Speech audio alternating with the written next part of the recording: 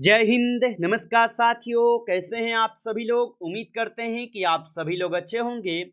और साथियों, आप सभी लोग की तैयारी जो है बिल्कुल अच्छी तरीके से चल रही होगी। तो साथियों, आज की इस क्लास में हम सभी लोग जो है MPESB MP nursing officer sister tutor exam 2026 के लिए साथियों ऐसे इंपोर्टेंट और चुनिंदे क्वेश्चन को देखेंगे जो कि आपके 15 मई के एग्जाम के लिए जो है काफ़ी ही इंपोर्टेंट है। तो आप इस क्लास को बिल्कुल अच्छी तरीके से लास्ट तक देखिएगा और इस क्लास में दिए जाने वाले इन सभी क्वेश्चनों को आप अच्छी तरीके से जरूर याद कर लीजिएगा, जिससे कि आप जो है अपने एग्जाम में सभी क्वेश्चन को आसानी तरीके से बना पाएंगे। तो चलिए क्लास को स्टार्ट करते हैं। उनसे पहले यदि आप इस चैनल पे पहली बार जुड़े हैं तो आप जो है इस चैनल को सब्सक्राइब कर लीजिए और सब्सक्राइब करके ऑल नोटिफिकेशन को भी ऑल पे दबा के जुड़ जाइए, जिससे कि जब भी कोई नई क्लास हो सबसे पहले क्लास का नोटिफिकेशन आपके पास पहुंच सके। तो आप इस चैनल को सब्सक्राइब कर लीजिए, साथ ही साथ आप जो है इस क्लास को भी लाइक जरूर कर लीजिएगा। तो चलिए क्लास को स्टार्ट करते हैं और देखिएगा क्वेश्चन क्या पूछा है। क्वेश्चन पूछा गया है कि चेचक के टीके की खोज किसके द्वारा जो है की गई थी। चलिए बताएंगे। ये सभी क्वेश्चन काफी इंपोर्टेंट और चुनिंदे क्वेश्चन हैं जो कि आपके एग्जाम में 100% जो ये सभी क्वेश्चन पूछे जाएंगे। और बताइए कि चेचक के टीके की खोज किसके द्वारा जो है की गई थी। तो चेचक के टीके की खोज जो है ये किए गए थे आपके एडवर्ड जेनर के द्वारा। ऑप्शन यहाँ पे बी जो है इस क्वेश्चन का सही जवाब हो जाएगा। चलिए अगला प्रश्न देखिएगा। प्रश्न यहाँ पे है कि निम्नलिखित में से कौन सा मायोकार्डियल इंफार्क्शन का यहाँ पे लक्षण है। तो याद रखेंगे निम्नलिखित में से कौन सा मायोकार्डियल इंफार्क्शन का लक्षण है। तो यहाँ पे इस क्वेश्चन का सही जवाब जो है बाएं हाथ तक फैलने वाला गंभीर सीने में दर्द। ऑप्शन ए यहाँ पे इस क्वेश्चन का सही जवाब है। चलिए अगला प्रश्न देखेंगे। प्रश्न है मानव हृदय का औसत वजन कितना होता है। चलिए बताएंगे आप। तो मानव हृदय का औसत वजन कितना होता है। तो याद रखेंगे मानव हृदय का औसत वजन जो है ये होते हैं 250 से लेकर 300 यहाँ पे 50 ग्राम तक। ऑप्शन यहाँ पे बी जो है इस क्वेश्चन का सही जवाब है। अगला प्रश्न देखिएगा। प्रश्न है कि ट्यूबरकुलिन परीक्षण के लिए यहाँ पे सकारात्मक संकेत कितने व्यास का सख्त हिस्सा है। तो याद रखेंगे कि ट्यूबरकुलिन परीक्षण के लिए सकारात्मक संकेत कितने व्यास का सख्त हिस्सा है। तो याद रखेंगे ये हो जाएंगे 10 mm और मोर के। ऑप्शन यहाँ पे सी सही जवाब है। चलिए अगला प्रश्न देखेंगे। प्रश्न है और प्रश्न पूछा है कि थ्रोम्बोसाइटोपेनिया वाली रोगी के लिए कौन सा नर्सिंग हस्तक्षेप सबसे महत्वपूर्ण है। तो थ्रोम्बोसाइटोपेनिया वाले रोगी के लिए कौन सा नर्सिंग हस्तक्षेप सबसे महत्वपूर्ण है। तो 5 नंबर क्वेश्चन का सही जवाब हो जाएंगे रक्त स्राव से बचाव की सावधानियां। ऑप्शन यहाँ पे 20 क्वेश्चन का सही जवाब है। चलिए आगे देखेंगे। अगला क्वेश्चन यहाँ पे है कि आंख का कौन सा भाग रंग दृष्टि के लिए जो है ना जिम्मेदार है। चलिए बताएंगे। तो आंख का कौन सा भाग रंग दृष्टि के लिए जिम्मेदार होगा। तो 7वें नंबर क्वेश्चन का आप सही जवाब जो है यहाँ पे ऑप्शन बी करेंगे। कौन से हो जाएंगे। ऑप्शन यहाँ पे बी सही जवाब हो जाएगा। चलिए अगला प्रश्न देखिएगा कि बच्चों में रिकेटी रोजरी किसकी कमी के का संकेत है। तो बच्चों में रिकेटी रोजरी किस कमी का संकेत हो जाएगा। तो ये संकेत हो जाएंगे विटामिन डी की कमी के। ऑप्शन यहाँ पे सी इस क्वेश्चन का सही जवाब है। चलिए अगला प्रश्न देखेंगे। प्रश्न यहाँ पे है और प्रश्न है कि मासिक धर्म चक्र के पहले दिन को किसके द्वारा जो है परिभाषित किया जाता है। तो याद रखेंगे कि मासिक धर्म चक्र के पहले दिन को किसके द्वारा परिभाषित किया जाता है। तो इन्हें परिभाषित किए जाते हैं रक्तस्राव की शुरुआत से। ऑप्शन यहाँ पे 20 क्वेश्चन का जो है सही जवाब हो जाएंगे। आप अच्छे से इनको याद रखिएगा। चलिए अगला क्वेश्चन है और क्वेश्चन है कि डेल्यूजन किसका जो है ना विकार है। तो डेल्यूजन किसका विकार हो जाएंगे। तो डेल्यूजन जो है ये विकार हो जाएंगे आपके विचार की सामग्री के। ऑप्शन यहाँ पे बी कीजिएगा इस क्वेश्चन का सही जवाब विचार की सामग्री के होगा। चलिए अगला प्रश्न देखेंगे। प्रश्न है और प्रश्न है कि एनाफिलेक्टिक शॉक के लिए जो है पसंदीदा दवा कौन सी है। तो एनाफिलेक्टिक शौक के लिए पसंदीदा दवा कौन सी है? तो इनके लिए पसंदीदा दवा हो जाएंगे एड्रेनालिन। ऑप्शन यहाँ पे जो है बी सही जवाब है, एड्रेनालिन होगा। अगला प्रश्न यहाँ पे आपसे पूछा गया है, निम्नलिखित में से कौन सा आइसोमेट्रिक व्यास व्यायाम का उदाहरण है? तो निम्नलिखित में से कौन सा आइसोमेट्रिक व्यायाम का उदाहरण है?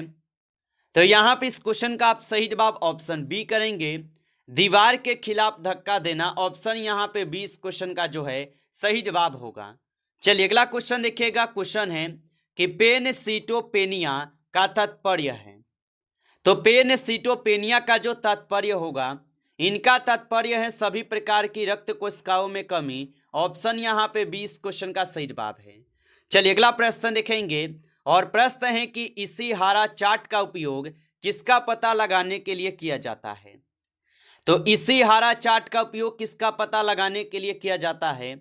तो ये पता लगाने के लिए किसके लिए की जाते हैं? तो वर्णधाता को पता लगाने के लिए। ऑप्शन यहाँ पे 20 सही जवाब है।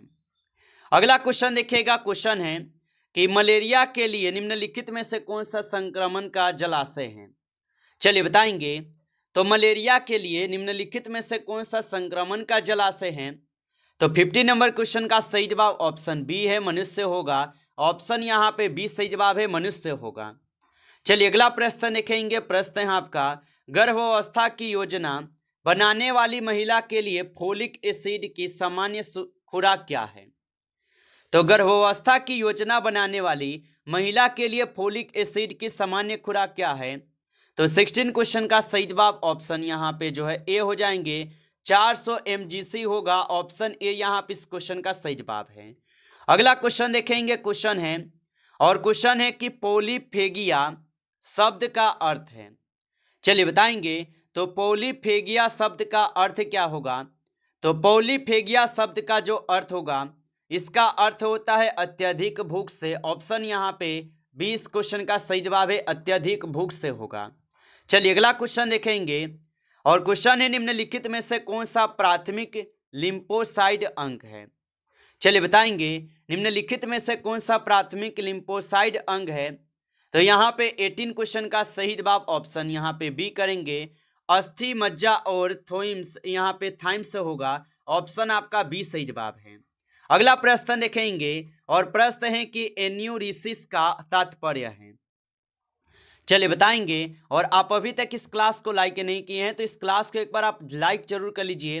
नए हैं चैनल पे तो चैनल को भी सब्सक्राइब करके आप ऑल नोटिफिकेशन को भी ऑल पे दबा के जुड़ जाइए, जिससे कि जब भी कोई नई क्लास हो सबसे पहले क्लास का नोटिफिकेशन आपके पास पहुंच सके। और बताइए कि एन्यूरिसिस का तात्पर्य हो जाएंगे। तो एन्यूरिसिस का जो तात्पर्य होगा, इनका तात्पर्य है बिस्तर गीला करना से। ऑप्शन यहाँ पे जो है 20 क्वेश्चन का सही जवाब है। चलिए अगला प्रश्न देखेंगे। प्रश्न है और प्रश्न है कि अनुसंधान में शोधकर्ता द्वारा हेर फेर किया जाने वाला वेरिएबल कौन सा है?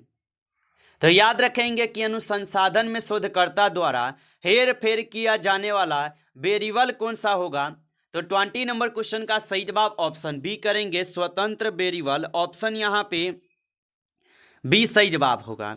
अगला प्रश्न देखेंगे। प्रश्न यहाँ पे है कि जिंजीवल हाइपरप्लासिया किस दवा का एक सामान्य दुष्प्रभाव है? तो याद रखेंगे, जिंजीवल हाइपरप्लासिया किस दवा का एक सामान्य दुष्प्रभाव है? तो ये हो जाएंगे आपके किसका? तो फेनिटोइन के होगा। ऑप्शन ए सही जवाब है, फेनिटोइन के होगा। चलिए अगला क्वेश्चन देखेंगे। क्वेश्चन है आपका यहाँ पे और क्वेश्चन है कि श्वसन के सिक्का की दीवारों से सफेद रक्त कोशिकाओं के निकलने की प्रक्रिया है। तो श्वसन के सिक्का की दीवारों के सफेद रक्त कोशिकाओं से निकलने की प्रक्रिया है। तो यहाँ पे 22 नंबर क्वेश्चन का सही जवाब ऑप्शन यहाँ पे बी है। ऑप्शन यहाँ पे बी जो है इस क्वेश्चन का बिल्कुल सही जवाब होगा। चलिए अगला क्वेश्चन देखेंगे। क्वेश्चन आपसे पूछा गया है यहाँ पे और क्वेश्चन है कि किस गैस को लॉफिंग गैस के नाम से भी जाना जाता है? चलिए बताएंगे आप। तो किस गैस को लॉफिंग गैस के नाम से जानते हैं? तो यहाँ पे आप 23 नंबर क्वेश्चन का सही जवाब ऑप्शन यहाँ पे बी करेंगे, नाइट्रस ऑक्साइड को जो है लॉफिंग गैस के नाम से भी जानते हैं। ऑप्शन बी सही जवाब है। चलिए अगला प्रश्न देखिएगा। प्रश्न है, और प्रश्न क्या पूछा है कि नली पारा शब्द उस महिला को संदर्भित करता है जिसने डैश किया हो। तो आप बताएंगे कि नली परा शब्द उस महिला को संदर्भित करता है जिसने सभी जीवित भ्रूण को जन्म नहीं दिया। ऑप्शन यहाँ पे जो है 20 क्वेश्चन का सही जवाब है। चलिए अगला प्रश्न देखेंगे। प्रश्न है कि फोमाइट्स जो है ये क्या है। चलिए बताएंगे आप। तो फोमाइट्स क्या हो जाएगा, तो याद रखेंगे फोमाइट्स जो होगा ये क्या हो जाएंगे, तो याद रखेंगे फोमाइट्स जो होगा ये हो जाएंगे आप सभी लोग का निर्जीव वस्तुओं को संक्रमण ले जाती है। ऑप्शन यहाँ पे 20 सही जवाब है। चलिए अगला प्रश्न देखेंगे। प्रश्न आपसे पूछा गया है कि प्लेटनेस का सामान्य जीवन काल कितना होता है। चलिए बताएंगे आप। तो प्लेटनेस का सामान्य जीवन काल कितना होता है, तो याद रख लीजिएगा प्लेटनेस का सामान्य जीवन काल जो होगा ये हो जाएंगे आपके 8 से लेकर 12 दिन के। ऑप्शन यहाँ पे 20 सही जवाब है। 8 से लेकर 12 दिन का इनका जीवन काल है। चलिए अगला क्वेश्चन देखिए। क्वेश्चन यहाँ पे पूछा है आपसे कि एमनेसिया किसका जो है ना ये विकार है। चलिए बताएंगे। तो एमनेसिया जो ये किसका विकार होगा, तो एमनेसिया हो जाएंगे आप सभी लोग का किसका विकार। तो यहाँ पे 28 नंबर क्वेश्चन का आप सही जवाब जो है कमेंट करेंगे। ठीक है, इसका आंसर आप सभी लोगों को कमेंट करके देना है। आप सभी लोग इसका आंसर कमेंट कीजिएगा। चलिए अगला क्वेश्चन देखेंगे। क्वेश्चन यहाँ पे पूछा है निम्नलिखित में से कौन सा हाइपोकैल्सीमिया का लक्षण है। चलिए बताएंगे आप। तो निम्नलिखित में से कौन सा हाइपोकैल्सीमिया का लक्षण है। तो 29 नंबर क्वेश्चन का आप सही जवाब ऑप्शन यहाँ पे बी करेंगे, टेटेननी हो जाएंगे। ऑप्शन यहाँ पे 20 क्वेश्चन का सही जवाब है। अगला क्वेश्चन देखेंगे। क्वेश्चन है, और क्वेश्चन क्या है कि खसरे की उष्मायन अवधि कितनी होती है। तो खसरे की उष्मायन अवधि कितनी होती है, तो खसरे की उष्मायन अवधि जो होगा ये हो जाएंगे आप सभी लोगों का 10 से लेकर 14 दिन। ऑप्शन यहाँ पे 20 सही जवाब है। 10 से लेकर 14 दिन होगा। अगला प्रश्न देखेंगे, और प्रश्न है कि प्रबंधन में लेस फेयर नेतृत्व का तात्पर्य है। तो प्रबंधन में लेस फेयर नेतृत्व का तात्पर्य क्या होगा, तो प्रबंधन में लेस फेयर नेतृत्व का जो तात्पर्य होगा ये हो जाएंगे अनुवायु को पूर्ण स्वतंत्रता देने से। ऑप्शन यहाँ पे 20 सही जवाब है। चलिए अगला प्रश्न देखेंगे। प्रश्न है, और प्रश्न है कि प्यूपेरियम प्रसव के कितने सप्ताह बाद की अवधि है। तो याद रखेंगे कि प्यूपेरियम प्रसव के कितने सप्ताह बाद की अवधि होगा, तो ये हो जाएंगे आपके 6 वीक के बाद। ऑप्शन यहाँ पे 20 क्वेश्चन का सही जवाब है। अगला क्वेश्चन देखिए। क्वेश्चन यहाँ पे है, अनुसंसाधन में निम्नलिखित में से कौन सा डेटा जो है प्राथमिक स्रोत है। तो याद रखेंगे अनुसंसाधन में निम्नलिखित में से कौन सा डेटा प्राथमिक स्रोत है। तो 33 नंबर क्वेश्चन का आप सही जवाब ऑप्शन बी करेंगे। ऑप्शन बी सही जवाब हो जाएंगे रोगी के साथ सीधा साक्षात्कार। ऑप्शन यहाँ पे 20 क्वेश्चन का सही जवाब है। चलिए अगला प्रश्न देखेंगे। प्रश्न है, बच्चों में क्रेटिनिज्म किस हार्मोन की कमी के कारण होता है। तो बच्चों में क्रेटिनिज्म किस हार्मोन की कमी के कारण होता है। तो 34 नंबर क्वेश्चन का सही जवाब ऑप्शन यहाँ पे बी है, थायरोक्सिन के कारण हो जाएंगे। ऑप्शन बी सही जवाब है, थायरोक्सिन होगा। अगला क्वेश्चन यहाँ पे दिया गया है, और क्वेश्चन है कि संक्रामक प्लास्टिक के लिए किस रंग का उपयोग जो है किया जाता है। तो संक्रामक प्लास्टिक के लिए किस रंग का उपयोग किया जाता है, तो यहाँ पे लाल रंग का उपयोग होता है। ऑप्शन बी को सही जवाब करेंगे, लाल रंग का उपयोग होता है। नमस्कार साथियों, इस क्लास में आपके टॉप 35 क्वेश्चन थे जो काफ़ी इंपॉर्टेंट क्वेश्चन थे। साथियों यदि आपको क्लास अच्छा लगा हो तो आप इस क्लास को लाइक कर लीजिए। नए हैं चैनल पे तो चैनल को भी आप सब्सक्राइब करके ऑल नोटिफिकेशन को भी ऑल पे दबा के जुड़ जाइए, जिससे कि जब भी कोई नई क्लास हो सबसे पहले क्लास का नोटिफिकेशन आपके पास पहुंच सके। तो आप इस चैनल को सब्सक्राइब कर लीजिएगा। चलिए फिर मिलते हैं आपसे एक नेक्स्ट टॉपिक के साथ नेक्स्ट क्लास में। तब तक के लिए जय हिंद, जय भारत।